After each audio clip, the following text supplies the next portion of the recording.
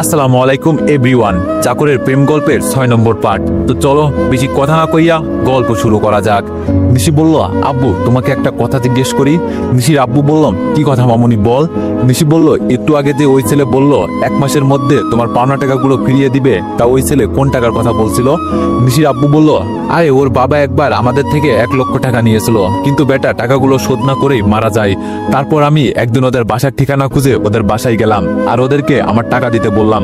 তখন ওরা বলল এত টাকা নাকি ওরা দিতে পারবে না। তাই আমি ওদেরকে বললাম টাকার বদলে আমার বাসায় 2 বছর কাজ করলেই হবে। এতে ওরা রাজি হয়ে গেল। এরপর থেকেই ওই ছেলে প্রতিদিন আমার বাসায় এসে কাজ করে দিয়ে যেত। নিশি বলল, ওই ছেলের বাবা কি করতো? নিশির বাবা বলল, আমার পুরনো একটা সিএনজি ছিল, ওইটা ওর বাবা চালাতো। নিশি বলল, কিন্তু ওর বাবা এই 1 লক্ষ টাকা নিয়েছিল কেন তোমার থেকে?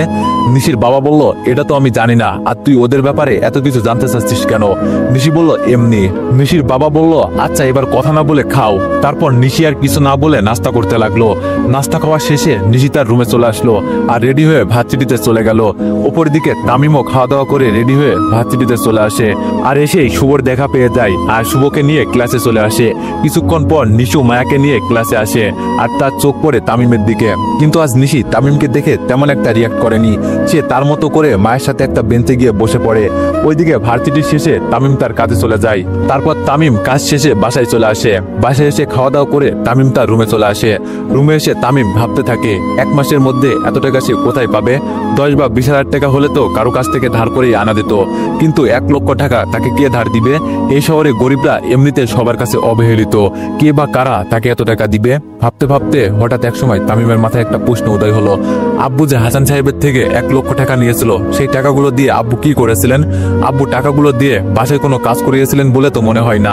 আর বাজার হাট করায় যে এত টাকা খরচ হয়ে যাবে এটাও তো নয়। তাহলে এত টাকা দিয়ে আব্বু করলেনটা কি? তামিম আর কিছু না ভেবে সোজা তার আম্মুর রুমে চলে আসলো। তামিমের আম্মু তখন ঘুমানোর প্রস্তুত নিচ্ছিলেন। হঠাৎ তামিমকে ওনার রুমে দেখে কিছুটা অবাক হয়ে গেলেন আর বললেন, আরে বাবা তুই এই সময় এখানে? তামিম বলল, কেন আম্মু, আসতে পারি না? তামিমের আম্মু বলল, আরে না সেটা বলিনি, খাবার খেয়ে তো তুই আর কখনো আমার ঘরে আসিস না, তাই বললাম। এই সময় হঠাৎ এখানে আসার কারণ কি? তামিম বলল, তোমার সাথে একটা বিষয়ে কিছু কথা বলার ছিল, তুমি কি এখন ঘুমিয়ে পড়বে? তামিমের আম্মু বলল, আরে না একটু পর ঘুমাবো, কি কথা বলবি বল। তামিম গিয়ে তার আম্মুর পাশে বসলো আর বলল, আম্মু আব্বু যে হাসান সাহেবের থেকে 1 লক্ষ টাকা নিয়েছিল, সেই টাকাগুলো দিয়ে আব্বু কি করেছিলেন? তোমাকে কি আব্বু কিছু বলেছিলেন? তামিমের আম্মু বলল, কি করেছিলেন এটা তো জানি না, আর তোর আব্বু আমাকে টাকার ব্যাপারে কিছুই বলেনি, তাহলে আমি জানবো কি করে যে তোর আব্বু এত টাকা দিয়ে কি করেছিলেন? তামিম বলল, তুমিও জানো না আব্বু এত টাকা দিয়ে কি করেছিলেন? তাহলে কি আব্বু টাকাগুলো কারো কাছে জমা রেখে গেছেন? তামিমের আম্মু বলল, তোর আব্বু এত টাকা কার কাছে জমা রাখবেন আর কেনই বা রাখবেন?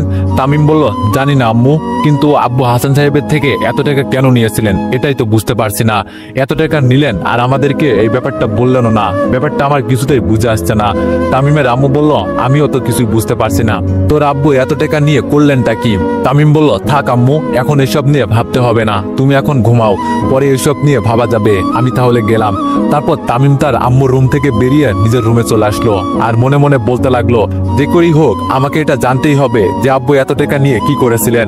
যদি কিছু নাই করে থাকেন তাহলে নিশ্চয় ওই টাকাগুলো কারো কাছে জমা রেখেছেন। এমন হলে টাকাগুলো কার কাছে রেখেছেন এটাও আমাকে জানতে হবে, আর ওই ব্যক্তিটাকে খুঁজে বের করতে হবে যার কাছে আব্বু টাকাগুলো জমা রেখে গেছেন। এইসব নিয়ে ভাবতে ভাবতে তামিমও একসময় ঘুমিয়ে পড়লো। সকালবেলা আজকে তামিম অনেক দেরি করে ঘুম থেকে উঠেছে। ঘুম থেকে উঠে খাবার খেয়ে সে ভার্সিটিতে চলে এলো। ভার্সিটির পেছনে পুকুর পাড়ে এসে তামিম বসে বসে ভাবছে, তার আব্বু এত টাকা দিয়ে কি করলেন? কিছু না করলে সেই টাকাগুলোই বা কোথায়, কার কাছে জমা রেখে গেছেন? আচ্ছা আব্বু অ্যাক্সিডেন্টের কতদিন আগে হাসান সাহেবের থেকে টাকাগুলো নিয়েছিলেন? এটা যদি একবার জানতে পারতাম তাহলে এখন আমার মনের প্রশ্নের উত্তর মিলাতে পারতাম। কিন্তু এই বিষয়ে শুধু একজনই বলতে পারবে, তিনি হলো হাসান চৌধুরী। কিন্তু ওনার সামনে আমি আর যাব না, যতদিন না পর্যন্ত ওনার টাকাগুলো শোধ করতে পারছি ততদিন পর্যন্ত ওনার সামনেও যাব না। একেবারে ওনার পাওনা টাকাগুলো নিয়েই ওনার সামনে গিয়ে দাঁড়াবো। এই যে মিস্টার, এখানে একা একা বসে আছেন কেন আর কি এত ভাবছেন? হঠাৎ পেছন থেকে একটা মেয়ে কণ্ঠে কথাগুলো তামিমের কানে ভেসে পৌঁছালো। তামিম ধ্যান ভেঙে বাস্তবে ফিরলো আর পিছন ফিরে তাকালো। তামিম দেখতে পেল পিছনে মায়া দাঁড়িয়ে আছে। তামিম বসা থেকে দাঁড়িয়ে বলল, আরে আপনি এখানে কখন এলেন? মায়া বলল, যখন আপনি গভীর মনোযোগ দিয়ে কিছু একটা ভাবছিলেন তখনই আমি এইখানে এসেছি। আচ্ছা এবার বলেন এতক্ষণ ধরে কি ভাবছিলেন? তামিম বলল, কই কি ভাবছিলাম, কিছুই না। মায়া বলল, দেখেন আমি কিন্তু একদম মিথ্যা কথা পছন্দ করি না, তাছাড়া আমি নিজেই দেখছি আপনি এতক্ষণ ধরে কি যেন ভাবছিলেন। সত্যি করে বলেন আপনি এতক্ষণ ধরে কি ভাবছিলেন? তামিম বলল, আরে কি ভাববো, এমনি এখানে বসে আছি। মায়া বলল, আপনি মেবি আমাকে ফ্রেন্ড হিসেবে মানতে পারেননি। তামিম বলল, এই কথা বললেন কেন? মায়া বলল, কারণ আপনি যদি আমাকে ফ্রেন্ড মানতেন তাহলে আপনি অবশ্যই বলতেন যে আপনি এতক্ষণ ধরে কি ভাবছিলেন। তামিম কি বলবে নিজেই বুঝে উঠতে পারছে না, তাই চুপ করে আছে। মায়া বলল, আচ্ছা তাহলে থাক, বলতে হবে না আপনার, গেলাম আমি, বাই। তামিম বলল, দাঁড়ান। মায়া কিছু না বলে দাঁড়িয়ে গেল। তামিম বলল, নিশি আপনাকে আমার ব্যাপারে কিছু বলে নাই? মায়া বলল, কই না তো, কেন, কি বলবে? তামিম বলল, সত্যি কিছু বলে নাই? মায়া বলল, না, বললে তো আপনাকে বলতামই। তামিম বলল, আসলে আমি নিশিদের বাসায় কাজ ছেড়ে দিয়েছি, আমি আর তাদের বাসায় কাজ করতে যাই না। মায়া বলল, ছেড়ে দিয়েছেন, কিন্তু আপনাকে না 2 বছর নিশিদের বাসায়? তামিম মায়াকে থামিয়ে বলল, হ্যাঁ, আমাকে নিশিদের বাসায় 2 বছর কাজ করতে হবে, এটা কথা ছিল। তারপর তামিম মায়াকে সব খুলে বলল। মায়া বলল, 1 মাসের মধ্যে 1 লক্ষ টাকা আপনি কোথায় পাবেন? তামিম বলল, এটা তো জানি না, তবে যে করি হোক 1 মাসের মধ্যে আমায় 1 লক্ষ টাকা জোগাড় করতেই হবে। মায়া বলল, পারবেন না, 1 মাসের মধ্যে 1 লক্ষ টাকা আপনি কখনোই জোগাড় করতে পারবেন না। এই শহরে বড় বড় ব্যবসায়ীরাও 1 মাসে 1 লক্ষ টাকা জোগাড় করতে পারে না, তাহলে আপনি কিভাবে 1 মাসের মধ্যে 1 লক্ষ টাকা জোগাড় করবেন? তামিম বলল, আমি জানি না কিভাবে করব, তবে আমাকে এটা করতেই হবে, না হলে। মায়া বলল, কি হলো, থামলেন কেন, বলেন না হলে কি? তামিম বলল, না হলে নিশির আব্বু আমাদের বিরুদ্ধে পুলিশে মামলা করবেন বলেছেন। মায়া বলল, কি, কিন্তু উনি এমনটা? তামিম মায়াকে থামিয়ে বলল, আসলে হয়েছে কি? তারপর তামিম ওই দিনের ঘটনা মায়াকে বলল। এই কারণে নিশির আব্বু হয়তো রাগের মাথায় এটা বলেছেন। মায়া বলল, আপনারই ভুল হয়েছে, ওই দিন ওনাকে রাগের মাথায় কথাটা বলাই। আপনি যদি ওই দিন ওনাকে টাকা ফিরিয়ে দেওয়ার কথাটা না বলতেন তাহলে উনিও আপনাকে এইসব বলতেন না। তামিম বলল, কি করব বলেন, ওই দিন উনি আমাকে টাকা নিয়ে খুঁটা দিচ্ছিলেন, আর ওদের অত্যাচারে অতিষ্ঠ হয়ে মূলত আমি ওনাকে টাকা ফিরিয়ে দেওয়ার কথাটা বলে ফেলি। মায়া বলল, এমনটা না করে যদি আপনি ওদের অত্যাচার কয়েক মাস মুখ বুজে সহ্য করে নিতেন আর এইদিকে টাকা ইনকাম করে জমানো শুরু করতেন, তাহলে এইদিকে টাকা ফিরিয়ে দেওয়ার কথা বললেও ফিরিয়ে দিতে পারতেন, কিন্তু আপনি রাগের মাথায় টাকা ফিরিয়ে দেওয়ার কথাটা বলে সবকিছু উলটপালট করে ফেললেন। তামিম কিছু না বলে চুপ করে দাঁড়িয়ে রইল। মায়া বলল, তো এখন কি করবেন ভেবেছেন? তামিম বলল, কি করব মানে? মায়া বলল, মানে এত টাকা 1 মাসে কিভাবে জোগাড় করবেন? তামিম বলল, কাজ ছাড়া তো আর কেউ এমনি এমনি টাকা দিবে না, তাই কাজ করেই টাকা জোগাড় করতে হবে। মায়া বলল, তা কি কাজ করবেন শুনি? তামিম বলল, যে কাজ পাই সেটাই করব। মায়া বলল, কারো বাড়িতে ঘর ঝাড়ু, ঘর মোছার কাজ পেলেও করবেন? তামিম বলল, হ্যাঁ করব। কাজ করলে যদি কিছু টাকা পাই তাহলে করব না কেন? মায়া বলল, আমার কথায় মনে কষ্ট নিয়েন না, আসলে আমি মজা করে কথাটা বলেছি। তামিম বলল, জি, বুঝতে পেরেছি। তারপর দুইজন কিছুক্ষণ নীরবতা পালন করলো, কিন্তু মায়া মনে মনে কি যেন ভেবে চলছে। নীরবতা ভেঙে হঠাৎ মায়া বলল, আচ্ছা, আমি যদি আপনাকে কোনো কাজ দিই তাহলে করবেন? তামিম বলল, কি কাজ বলেন, আমি অবশ্যই করব। মায়া বলল, টিউশনির কাজ দিব, করবেন? তামিম বলল, কাকে পড়াতে হবে? মায়া বলল, আমার খালাতো ভাইকে। তামিম বলল, কোন ক্লাসে পড়ে সে? মায়া বলল, এইবার 8-এ পরীক্ষা দিবে। তামিম বলল, ওকে, তাহলে পড়াবো, কিন্তু কখন পড়াতে হবে আর ওদের বাসা কোথায়? মায়া বলল, আজ ভার্সিটি শেষে আমি একবার আপনাকে ওদের বাসায় নিয়ে যাব, তখন বাসাটাও দেখে আসবেন আর খালামুনির সাথে পড়ানোর বিষয়ে কথা বলে আসবেন, হবে তো? তামিম বলল, জি হবে। তা আপনার খালামুনি কি উনার ছেলেকে পড়ানোর জন্য প্রাইভেট টিচার খুঁজছেন নাকি আপনি আমার জন্য? তামিমকে থামিয়ে মায়া বলল, জি, খালামুনি আমাকে একদিন বলেছিলেন রাজের মানে খালামুনির ছেলের জন্য একটা টিচার খুঁজে দিতে, তাই আমি আজকে আপনাকে এই বিষয়ে বললাম। তামিম বলল, কিন্তু আপনি থাকতে আপনার খালামুনির টিচার খুঁজছেন কেন? আপনি তো ওনার ছেলেকে পড়াতে পারেন। মায়া বলল, আসলেও খুবই দুষ্টু টাইপের, আমার কথা একদমই শোনে না আর ঠিক মতো পড়াশোনাও করে না, তাই খালামুনি ওর জন্য একটা টিচার খুঁজছেন। তামিম বলল, ও। মায়া বলল, আচ্ছা তাহলে আপনি থাকেন, আমি তাহলে এখন যাই, আর ভার্সিটির শেষে ভার্সিটির গেটের কাছে দাঁড়িয়ে থাকবেন, আপনাকে খালামুনির বাসায় নিয়ে যাব। তামিম বলল, আচ্ছা। তারপর তামিম ওইখানে কিছুক্ষণ বসে থেকে ক্লাসে চলে আসলো। তারপর তামিম একে একে সব ক্লাস শেষ করে ভার্সিটির গেটের সামনে এসে দাঁড়িয়ে থাকে। তখন মায়া তামিমের কাছে এসে বলল, চলেন তাহলে যাওয়া যাক। তামিম বলল, আপনার বন্ধু নিশি আজ আসেনি? মায়া বলল, না, ওর কি যেন সমস্যা তাই আসতে পারিনি। তামিম বলল, ও।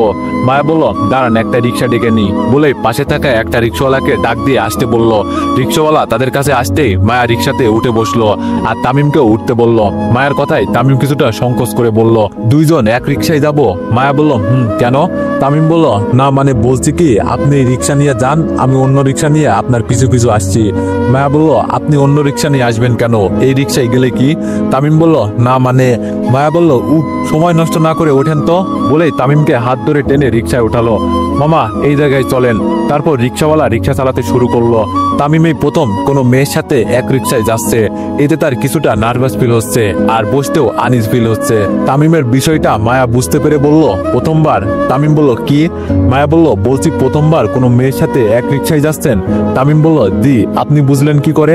মায়া বলল, আপনার ভাবভঙ্গি দেখেই বোঝা যাচ্ছে। সমস্যা নেই, এখন থেকে অভ্যাস হয়ে যাবে। তামিম বলল, অভ্যাস হয়ে যাবে মানে? মায়া বলল, সময় হলেই বুঝতে পারবেন। তামিম আর কিছু না বলে মায়ার থেকে একটু দূরে সরে বসে বাইরের দিকে তাকিয়ে রইল। প্রায় কিছুক্ষণ পর রিক্সা একটা বাসার সামনে এসে থামলো। বাসাটা 2 তলা। রিক্সা থামা মাত্রই তামিম রিক্সা থেকে নেমে পড়লো। মায়াও রিক্সা থেকে নেমে ভাড়াটা দিয়ে তামিমকে নিয়ে বাসার ভিতরে ঢুকলো। বাসার কলিং বেল চাপ দিতেই একজন মহিলা এসে দরজা খুলে দিলেন। মহিলাটা মায়ার খালা। মায়া বলল, কেমন আছো খালামণি? খালামণি বলল, এই তো ভালো, তুই? মায়া বলল, আমিও ভালো। খালামণি তামিমকে দেখিয়ে বলল, এই ছেলেকে? মায়া বলল, আমার ফ্রেন্ড আর রাজের নিউ টিচার। খালামণি বলল, মানে বুঝলাম না। মায়া বলল, ওকে আমি রাজের কথা বলেছি, ও বলেছে রাজকে পড়াবে, তাই এইখানে নিয়ে আসলাম। খালামণি বলল, ও আচ্ছা, ভালো করেছিস। তো দাঁড়িয়ে আছিস কেন? ভিতরে আয়। বাবা, তুমি আসো, তামিমকে উদ্দেশ্য করে বলল। তারপর মায়া তামিমকে নিয়ে ভিতরে ঢুকলো আর বাসার ড্রয়িং রুমে চলে আসলো। কিছুক্ষণ পর মায়ার খালামণি তাদের জন্য নাস্তা নিয়ে আসলেন। এরপর তিনি তামিমের সাথে বেশ কিছুক্ষণ কথা বললেন। সবশেষে তামিমকে ওনার ছেলের টিচার হিসাবে রেখে দিলেন।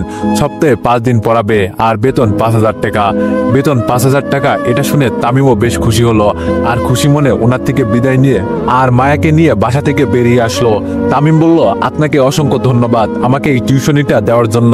মায়া বলল, বন্ধুত্বের মধ্যে no sorry no thanks. Tamim বলল, মায়া বলল, আচ্ছা তাহলে আপনি এবার কাজে যান, আমিও বাসায় যাই। তামিম বলল, আচ্ছা। তারপর দুইজন যে যার বাসায় চলে গেল। পরের দিন সকালবেলা ঘুম থেকে উঠে খাওয়া দাওয়া করে তামিম ভার্সিটিতে চলে আসলো। ভার্সিটিতে আসতেই তামিম নিশির সামনে পড়ে গেল। নিশিকে দেখে তামিম পাশ কাটিয়ে চলে আসতে যাবে, অমনি নিশি তাকে ল্যাং মেরে মাটিতে ফেলে দিল।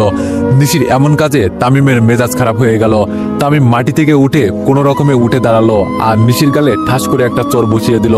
তামিমের এমন কাজে নিশি সহ ভার্সিটির সবাই চোখ বড় বড় করে তামিমের দিকে তাকিয়ে রইল। চাকরের বাচ্চা কোথাকার, তোর এত বড় সাহস, তুই আমাকে নিশি চৌধুরীকে চর মেরেছিস? তোকে তো আমি। বলেই তামিমকে মারার জন্য হাত ওঠালো আর অমনি তামিম নিশির হাত ধরে ফেললো। তামিম বলল, এখন আমি না আপনার বডিগার্ড আর না আপনার বাপের চাকর। এতদিন তো আপনার অত্যাচার মুখ বুজে সহ্য করে এসেছি, কিন্তু এখন আর না। যদি আমার সাথে কথা বলার ইচ্ছা হয় তো ভালোভাবে বলবেন, না হয় বলার দরকার নেই। আমার থেকে দূরে দূরে থাকবেন। আর চরটা আপনার পাওনা ছিল এতদিন আমার সাথে অন্যায় করার জন্য আর আজকের কাজের জন্য। একটা কথা মাথায় রাখবেন, চুপচাপ থাকা মানুষগুলো দুর্বল হয় না, সঠিক সময় আসলে সে তার ক্ষমতার প্রকাশ করে। একদমে কথাগুলো বলেই তামিম ক্লাসের দিকে হাঁটা ধরলো। নিশি বলল, চাকরের বাচ্চা কোথাকার, তোকে আমি দেখে নিব। আমাকে চর মারার শাস্তি তোকে পেতেই হবে। পিছন থেকে চিৎকার করে বলল কথাগুলো। তামিম নিশির কথাগুলো শুনেও না শোনার ভান করে ক্লাসে চলে গেল। ভার্সিটির সবাই এখন নিশির দিকে তাকিয়ে আছে। নিশি মনে মনে চিন্তা করছে কিভাবে এই চরের প্রতিশোধ নেওয়া যায়। পুরো ভার্সিটির সামনে তাকে আজ অপমানিত করা হয়েছে। সে তামিমকে এমনি ছেড়ে দিবে না, তামিমকে উপযুক্ত শাস্তি দিয়েই দম নিবে। মায়া বলল, আরে নিশি, তুই এইখানে দাঁড়িয়ে আছিস কেন? ক্লাসে যাবি না? হঠাৎ কোথা থেকে জানি মায়া নিশির কাছে এসে কথাটা বলল। নিশি রাগী গলায় বলল, যাব না ক্লাসে, তুই যা। মায়া বলল, আজব তো, তুই এইভাবে রেগে কথা বলছিস কেন? নিশি বলল, আমার যা ইচ্ছা আমি তাই করব, তাতে তোর কি? তুই যা তো এখান থেকে। মায়া বলল, আচ্ছা থাক, তুই গেলাম। কিন্তু তোর গালে এটা কিসের দাগ? দেখে তো মনে হচ্ছে কেউ চড় মেরেছে, একেবারে 5 আঙুলের দাগ পড়ে গেছে। নিশি বলল, দাগ? কোথায় দাগ?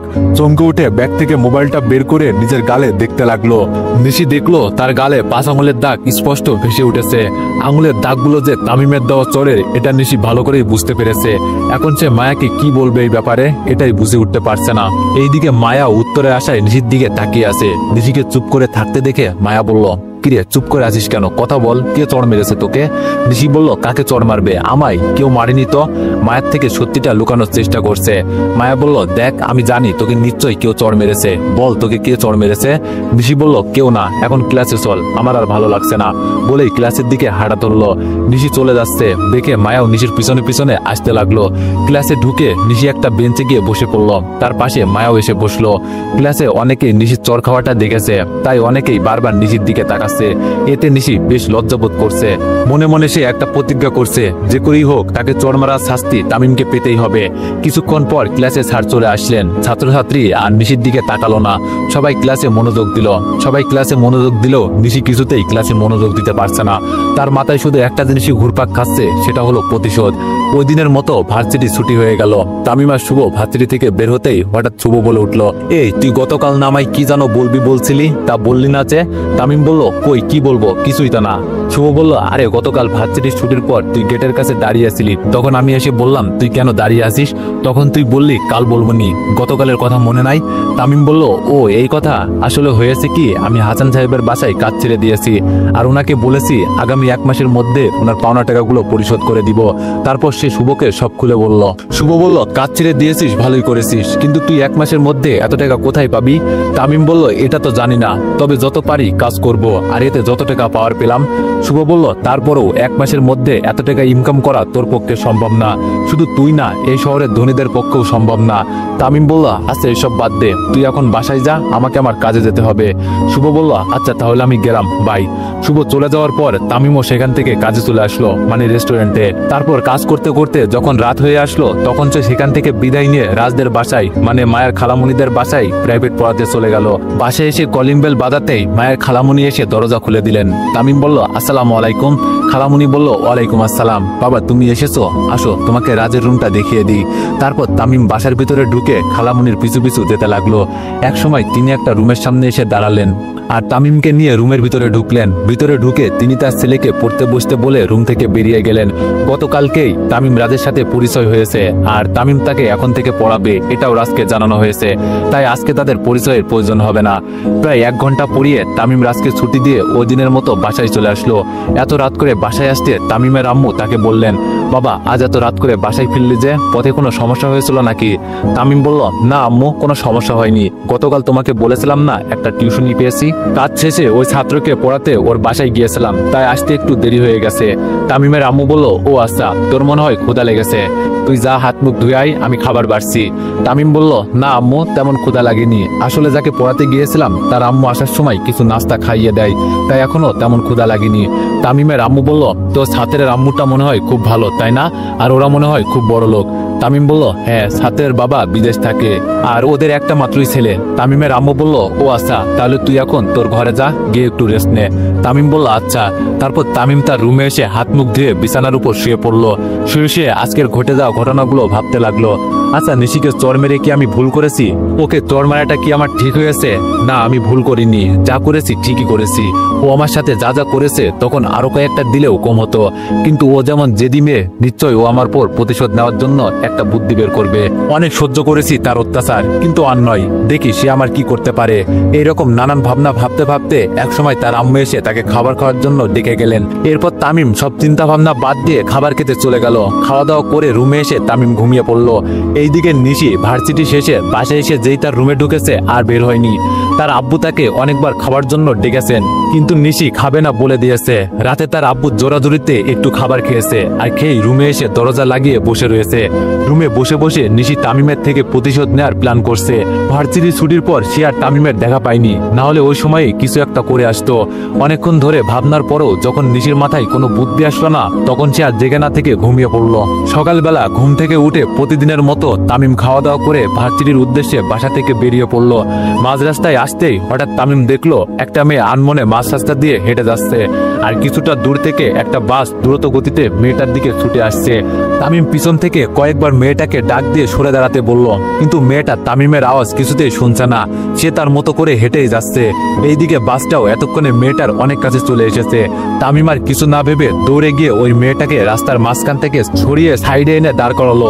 এমন সময় বাসটাও তাদেরকে অতিক্রম করে চলে গেল আর যাওয়ার সময় মেয়েটাকে কিছু কথা শুনিয়ে গেল। তামিম এবার পিছনে ঘুরে মেয়েটার দিকে তাকালো। মেয়েটাকে দেখেই তামিম কিছুটা অবাক হয়ে গেল আর 2 পা পিছনে চলে গেল, কারণ ওই মেয়েটা হলো নিশি।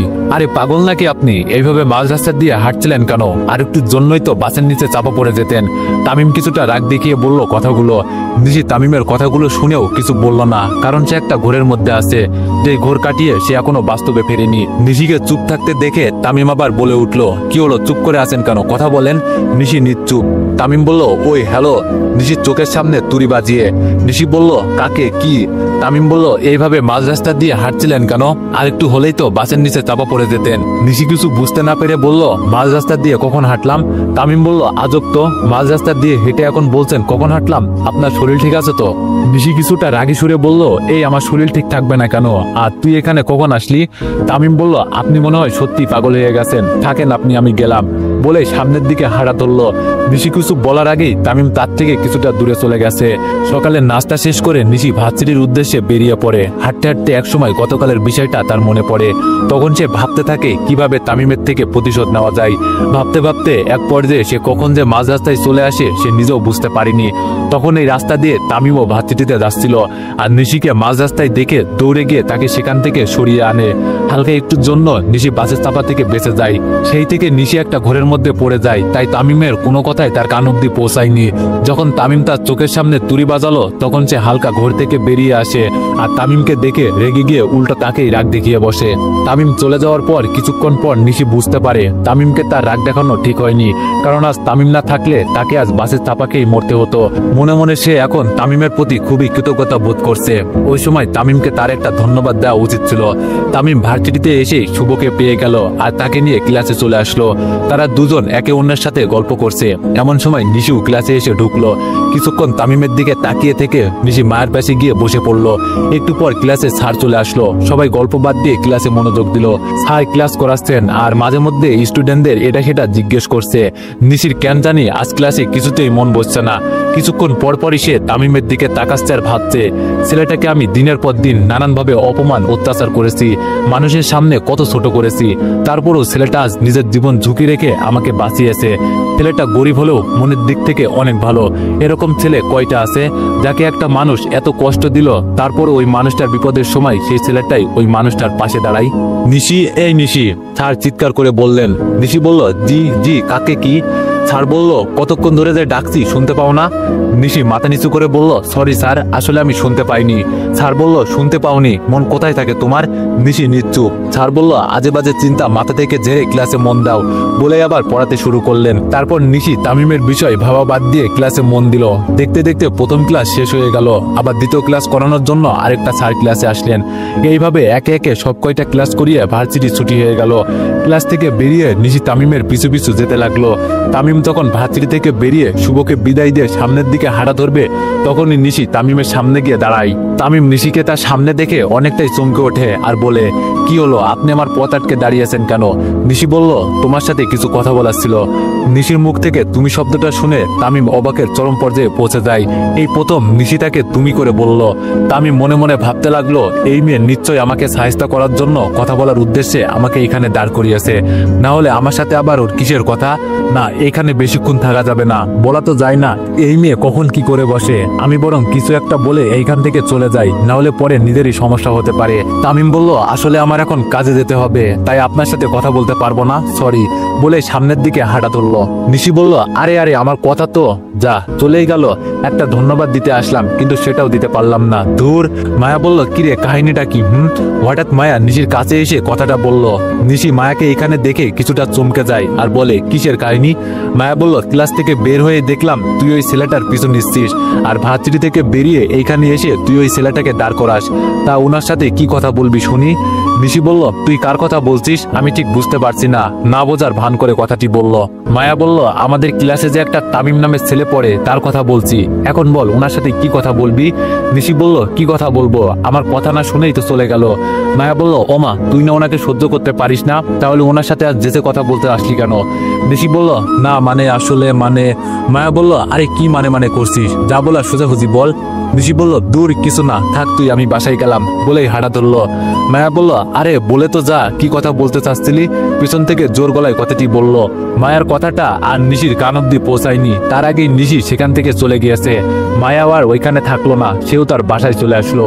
তো এভরিওয়ান, নেক্সট পার্টের জন্য অপেক্ষা করো। ধন্যবাদ।